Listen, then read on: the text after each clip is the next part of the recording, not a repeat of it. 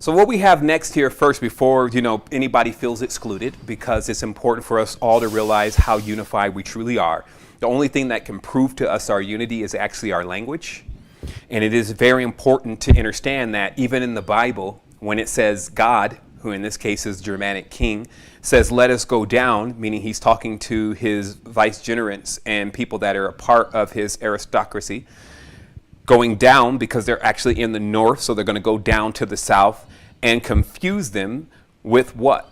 Language. And this linguistic confusion actually creates a lot of the confusion that we're seeing today, where you have entire cultures that connect to other cultures, but they don't acknowledge that connection. And in fact, they fight and war with each other as if there is no connection at all. That happens first in language.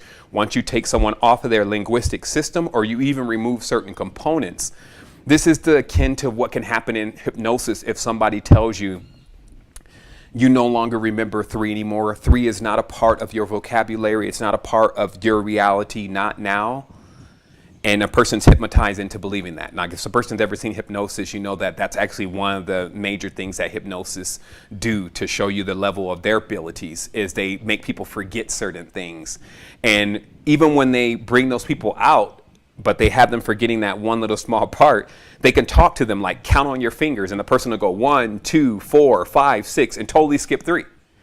Because that's what hypnosis is capable of doing. And since we've now come to the conclusion that the entire world is probably under some level of mass hypnosis or spell, you can see how language plays into all of this, and that if you remove certain parts of the language, you remove an entire awareness of the person themselves. But what I'm showing here is I'm showing that in the Scythian ruins, we find that the linguistic systems that are being used inside these cultures, such as the Tethana, are virtually identical, minus a few additions, to the ancient Tamil language.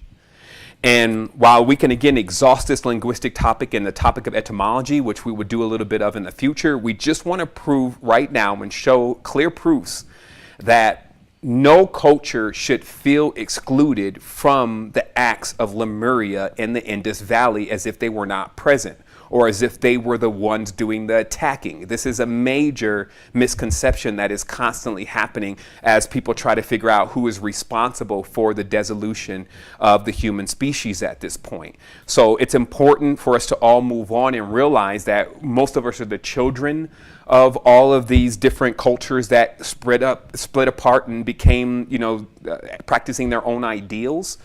But the history or the linguistic system is going to show us the connection. So there's a connection between Slavs. Like, I've always wondered personally why Slavs had that name, because it is really close to slaves. And I was always like, even when I was younger, are Slavs the real slaves?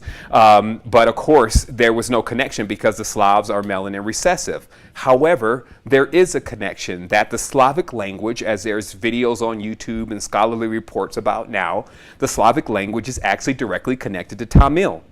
And it's not just that language. It's a large amount of languages, including Sanskrit. So there's been a real, let us go down and confuse them by changing the languages. And these slight changes to the languages, especially to cultures that had already broke off from the Deluge, actually governed and created a feeling that they were developing something separate or had created something unique, when in fact, that was all a part of the ancient culture.